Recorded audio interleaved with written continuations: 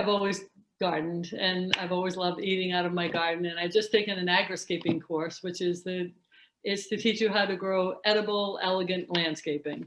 And then I was at the Common Ground Fair, and I said, this time I'm going to start attending all these classes. And there was a huge class, and it was given by Peter Berg. And he has a book, and it's called Year-Round Indoor Salad Gardening. And it's widely available in libraries. You can ask for it, or you can buy a copy for yourself. But honestly, it's pretty simple. So I listened to his class, and I thought I would just experiment. So I'm going to show you guys what I've done. And I've been doing this now for quite a few years, probably 5 years. And I'll show you what I'm doing. And I'm constantly experimenting. So we'll talk about that too. So I'm assuming that a lot of you are gardeners already, and you're growing your own seeds or your own garden. Is that true? Or okay, I see a lot of heads. Right. If somebody had no gardening experiences, I could see where it might be a little bit more difficult, but honestly, it's still quite easily. So here is something that I started April 5th, which I would have normally eaten by now. But I held it over for this class. And even this morning was standing up and looking a heck of a lot better than it does now. And the reason I know I started at April 5th is because I keep notes. And I keep it there on a little piece of masking tape. So this is daikon radish. Radish is probably the very easiest thing to grow. And the red Rambo radish is beautiful. And this daikon radish, and if you're in class, you'd all be tasting some of this. But unfortunately, that can't happen. So you'll have to grow your own. And when you do grow your own, I'll provide you with my email. And send me pictures, ask me questions. I'll give you my telephone number. I can give you my cell phone number now. It's 354-6777. So if you're having any problems, just call me and let me know. So here is an example of also overgrown. This is the red Rambo radish. So it's definitely ready to eat. You can keep it. The nice thing about this is, and this one is also April 6th, that's one day later. The good thing is, so this has already been like quite a few days that it's been ready to eat. But unlike when you buy greens in the store, which are also good, you want to eat those up right away. Sprouts especially too, because sprouts can go bad quickly. But if you have these greens growing at home, then you can hold them over like this, and they'll still be fresh and just as edible. And I actually cut them just before I eat them. And here's one of my experiments that went a little foul. This is broccoli. It should look better than this, and it usually does, but I tried something new, and it worked great with the radish, but it didn't work as well with broccoli. But the broccoli is much finer, so you can see the seeds are really tiny. And I got all those from Johnny's. And here is some broccoli that is still in the sprouting stage. So there are some seeds that are just starting to sprout. For some reason, some sprout a lot faster than others. That's just the way it is. And this one I started just 2 days ago. So there we go. But that will all fill in. I can tell when you look at these. There's another thing I want you to see too. You can see the little roots. The reason why I like using the glass plate is you can see the roots as they're coming down. And here, for example, I don't know if you can really see the roots. You see all that on the bottom of the plate? And you can see how much water it has. So that's what the final product will look like. So let's get on to starting to do it. So here I have a pie plate that I bought at Goodwill, and they don't have to be sterilized or anything. They can just be clean pie plates. So I'll put this down. The next thing is to have soil. So I pre-moistened my soil here. So it's damp, but it's not wet. So if you're pre-soaking your seeds, you want to use damp but not wet seeds, because the last thing you want is for your seeds to rot. And I also brought it in so I have it up to room temperature. And where I lived before, I had a wood stove. And I never needed a heating mat because I always just put my seedlings near the wood stove. And when it got warm enough that we weren't running the wood stove. By then I was just eating from outside anyway. But now that we're living in a new place, I find that I have to use a heating mat because we have forced hot air and it's not the same. So at night we turn the heat down, it gets cold, and seedlings like to have consistent temperature. So I use one of these. And the bigger ones, this will hold 2 pie plates. And if I'm going too fast or you can't see things, just let me know. Okay, so I have examples of seeds. So I bought them at the Good Turn. I just didn't for this because we had just been on vacation. I came rushing back and I had these seeds from Johnny, so I used them. I also have 2-year-old seeds that I've been successfully growing, actually probably even more, almost 3 years old. And I had pretty good luck even with those. So it's a lot cheaper to buy them by the pound or the quarter pound or whatever you want than it is to buy them in small packets. That just would not be affordable. So here is the broccoli.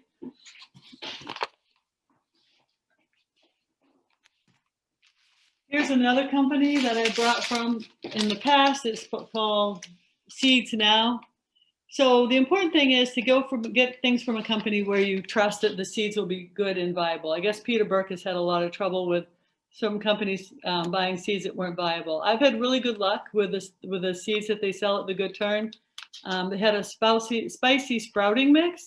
Do you have that now in the seeds that you have? That's a good one. Mustard, I bought mustard once there and it wasn't for sprouting. I thought I'd give it a try, but it didn't grow. So you have to make sure it is for sprouting.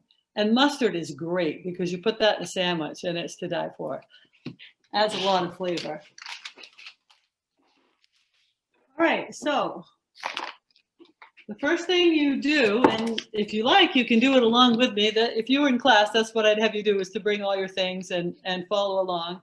But if not, I'll do it myself and you can watch. So I take my soil and I fill the plate.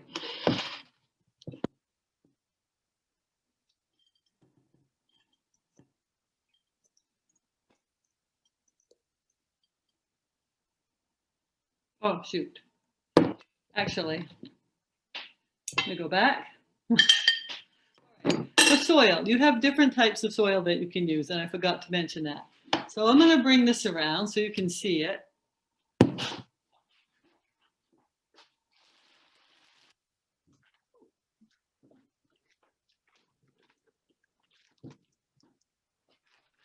a little bit heavy.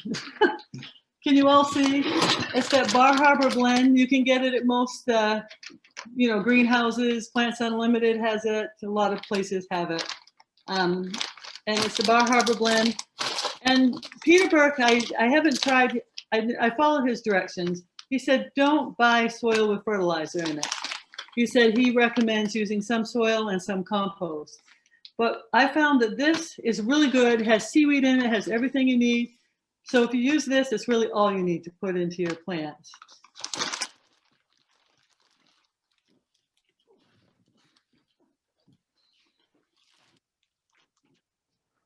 The other thing you can do, if you don't care quite as much about organic and you want to save a little money, you can buy those great big cubes of potting soil that you can buy at any greenhouse. And then you can add a few amendments. So if you're going to add amendments, I'm going to put amendments in this, because if you add them to the Bar Harbor blend, it certainly doesn't matter. It doesn't hurt anything. And if you have to hold them over, like I had to hold over these, it gives them a little something to live on in addition. They probably would have been fine with or without it. But let me just show you what I do.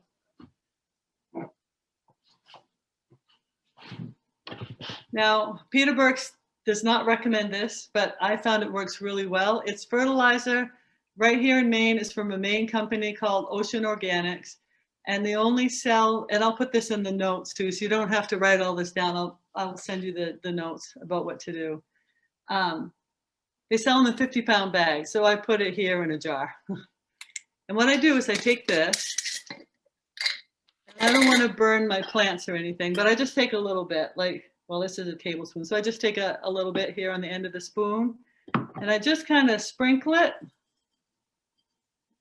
like that. So it just barely covers the bottom of the pie plate. So it's down there. So when the seeds get a little, if I pick it up, it's going to all go into one place, but it just barely covers the bottom of the pie plate.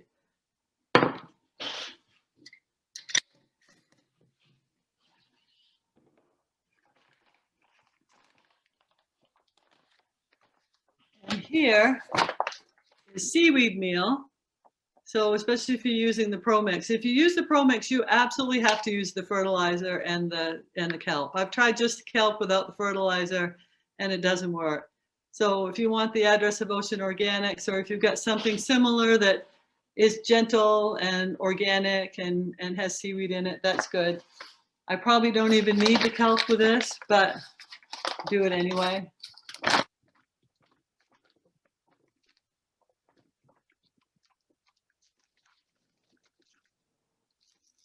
And this is a tablespoon, so maybe just like that.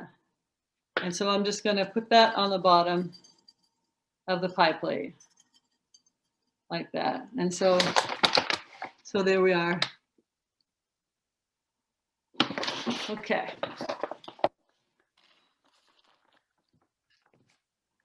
Next step. Now I have my moistened soil. So now I'm going to dump it in the pie plate.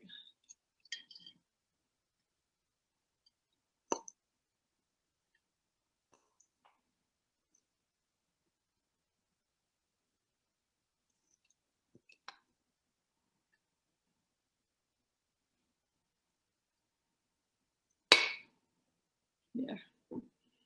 So I filled the pie plate up pretty full, as you can see.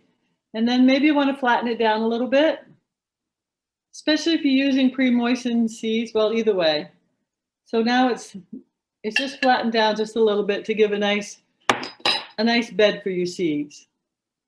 Okay, so I told you in the directions to pre-soak the seeds. So if you had pre-soaked the seeds, you would have taken a tablespoon of seeds and you would have put it in a jar like this and you would have filled it with some water. I mean, it doesn't matter how far up to here, you know, just barely cover them, whatever you want, and leave it for 12 to 24 hours. I have taken seed to a class and then a few people didn't show up, so I had the leftover seeds and then I forgot about them. And a day later, I saw them and they'd gotten kind of jelly-like and they even smelled a little bad. And I thought, oh, what the heck? I'm just going to plant them and see what happens. Sometimes those were the best results I had. So honestly, there's a lot of variety in here. It's really hard to kill it. And one example that Peter Burt gave, he said his son, what Peter did is he grows his seeds in the dark in the cupboard and then he puts them by the wood stove to germinate. And his son was doing some house cleaning and he picked up the plate with the seed in it and he dropped it and he broke it. So he swept it up and then being a teenager, he wanted to hide the evidence. So he took it and he stuck it behind the wood stove and his father found it a few days later and all the sprouts were just growing happily behind the wood stove, even though they were completely ignored. So don't fret. I mean, you might have good results and you might have bad results, but on the whole, you're going to have good results. Once in a while, things will go wrong for just who knows why. But I had things go right for a very long time. And then a few times things went wrong. And I just don't know why. Maybe it was the mood I was in or who knows what. So anyway, so I'm going to do some radish instead of broccoli.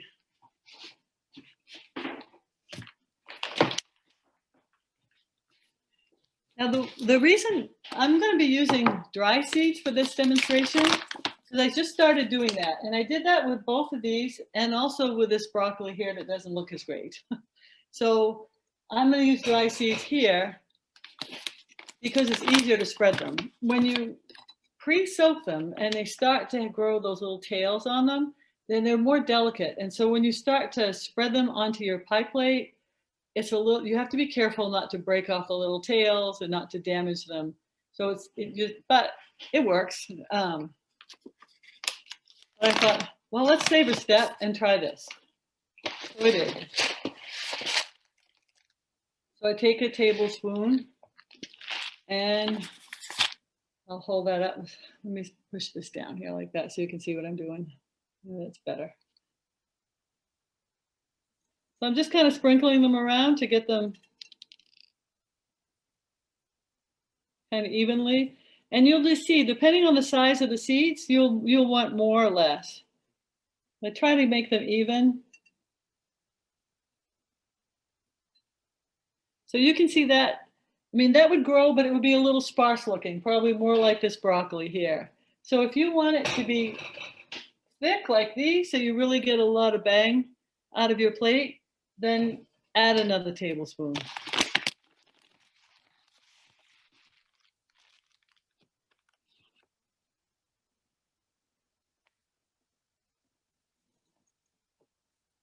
And one thing that's really important, the water you use cannot be chlorinated because you don't want to kill your plants.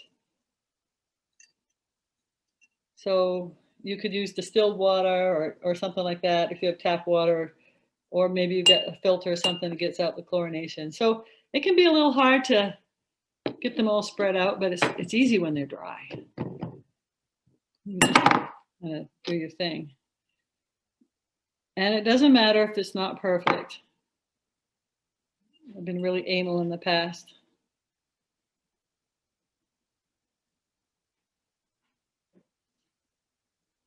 But within reason, get them as spread out as you can. And of course, if they've been pre-soaked, they're a little more delicate for handling, but I use the back of a spoon or something. But that's good enough. They're not sitting on top of each other. And I guess you can all see that, right? Okay, so now because I put dry seeds on moist soil, after the class, I'm going to add a fair amount more water.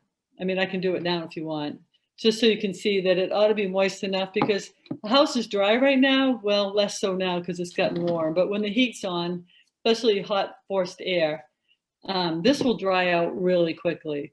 So I put a decent amount of water on there, and until it's kind of wet, even a little bit soggy. And then I cover it, and I reuse these. I got this at the Good Tern. And it's just plain old paper towel, and I get the unbleached one, and I moisten it, and then I put it on top of the seeds and kind of press it down like that and let it sit. And while it's sitting, you just keep a little bit of an eye on it, because you don't want things to dry out too much. I mean, you don't want it to stay soggy wet either. The moisture will come up through, and it'll come up underneath the seeds, just like it does outdoors in the spring when it gets to be pretty wet, but the air is dry, and so this should be pretty good.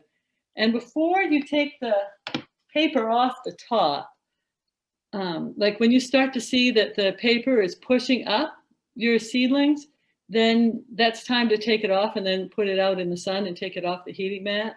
And that might be 2, 3 days, 4 days, maybe. It depends on the type of seed. Before you take it off, when you start looking underneath, you're going to see that some of the seeds are going to stick to the paper and actually grow into the paper. So to help release them a little bit, I sprinkle them with water. So if you have a spray bottle and you want to just spray this and just moisten that, that helps. And that helps release the seeds and encourage the seeds to, push them back down and back into the soil. But that's it. After a while, the seeds will just start pushing this up. And when that happens, then you put them in a sunny window.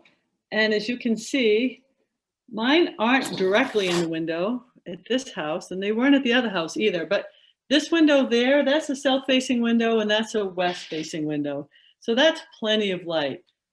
Peter Burke said that you can do it even a north window. It might take a little bit longer to grow, and they might not look quite as green as they would otherwise, but they'll still do okay. Now, some questions you might have when you're looking at these is, especially when they first start, it doesn't show up so much on the broccoli. You probably can't see this, but it does show up a lot on the radish. You get what looks like you've got fungus all over it, this white furry fungus. And don't worry about that. That doesn't mean anything's gone wrong. It's just, that's what your seedlings do. They get sort of this white fuzzy stuff, especially the bigger seeds, before they start sprouting. And the beauty is, as I mentioned before, is you get to watch the roots come down. And it's very important. So you take them off the heating mat, and then and they might be quite kind of yellowy green, but when you put them in the window within a couple hours, they'll start turning green. Um, and so I'm gonna get off track here a little bit. Oh, then when they start turning, when they're ready like this and it's time, these I'm going to take off of the heating mat. I'm going to put in the window, and they don't need heat, and they can have cooler temperatures. So while they're germinating, they like to be at about 75 degrees consistently. But while they're growing, they like cooler temperatures. It can be in the 60s, no problem. So I'm zooming, I'm doing all the talking. It seems a little weird. But does anyone have any questions at this point?